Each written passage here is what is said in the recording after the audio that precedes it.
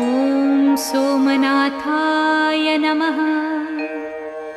ॐ मल्लिकार्जुनाय नमः। ॐ महाकालेश्वराय नमः।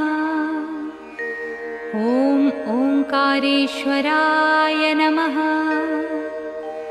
ॐ वैद्यनाथाय नमः। ॐ भीमशंकराय नमः। ॐ रामेश्वराय नमः। ॐ नागेश्वराय नमः। ॐ विश्वेश्वराय नमः। ॐ त्र्यंबकेश्वराय नमः। ॐ केदारेश्वराय नमः। ॐ भुस्मेश्वराय नमः।